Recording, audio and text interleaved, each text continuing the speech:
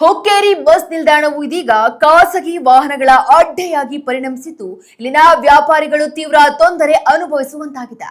ನಿಲ್ದಾಣದ ಒಳಗೆ ಅಡ್ಡಾದಿಡ್ಡಿ ವಾಹನ ನಿಲ್ಲಿಸುವವರು ಪ್ರಶ್ನೆ ಮಾಡಿದ ವ್ಯಾಪಾರಿಗಳಿಗೆ ಅವಾಚ್ಯ ಶಬ್ದಗಳಿಂದ ನಿಂದಿಸುವುದು ನಿತ್ಯದ ಕಥೆಯಾಗಿದೆ. ಇದೇ ಬೆನ್ನಲ್ಲೇ ಇಂದು ಮಧ್ಯಾಹ್ನ ಬಸವರಾಜ ಪಾಟೀಲ ಎಂಬ ಕಾಂಗ್ರೆಸ್ ಕಾರ್ಯಕರ್ತ ಅಂಗಡಿಯ ಮುಂದೆ ವಾಹನ ನಿಲ್ಲಿಸಬೇಡಿ ಎಂದು ಕೇಳಿದ್ದಕ್ಕೆ ಅಂಗಡಿಯನ್ನೇ ತೆರವುಗೊಳಿಸುವುದಾಗಿ ಬೆದರಿಕೆ ಹಾಕಿದ್ದಾರೆ. ಇನ್ನು ಸ್ಥಳಕ್ಕೆ ಬಂದ ಅಧಿಕಾರಿಗಳು ಖಾಸಗಿ ವಾಹನ ಸವಾರರ ವಿರುದ್ಧ ಕ್ರಮ ಕೈಗೊಳ್ಳುವ ಬದಲು ವ್ಯಾಪಾರಿಗಳನ್ನೇ ಅಡ್ಜಸ್ಟ್ ಮಾಡಿಕೊಳ್ಳಿ ಎಂದು ತಾಕೀತು ಮಾಡಿರುವುದು ಸಾರ್ವಜನಿಕರ ಆಕ್ರೋಶಕ್ಕೆ ಕಾರಣವಾಗಿದೆ. ದುಬಾರಿ ಬಾಡಿಗೆ ಕಟ್ಟಿ ವ್ಯಾಪಾರ ಮಾಡುತ್ತಿರುವ ಅಂಗಡಿಕಾರರ ಗೋಳು ಕೇಳುವವರು ಯಾರೂ ಇಲ್ಲದಂತಾಗಿದ್ದು, ಅಧಿಕಾರಿಗಳ ಈ ನಡೆ ಖಾಸಗಿ ವಾಹನ ಸವಾರರಿಗೆ ಮತ್ತಷ್ಟು ದರ್ಪ ತೋರಲು ಕುಮ್ಮಕ್ಕು ನೀಡಿದಂತಾಗಿದೆ.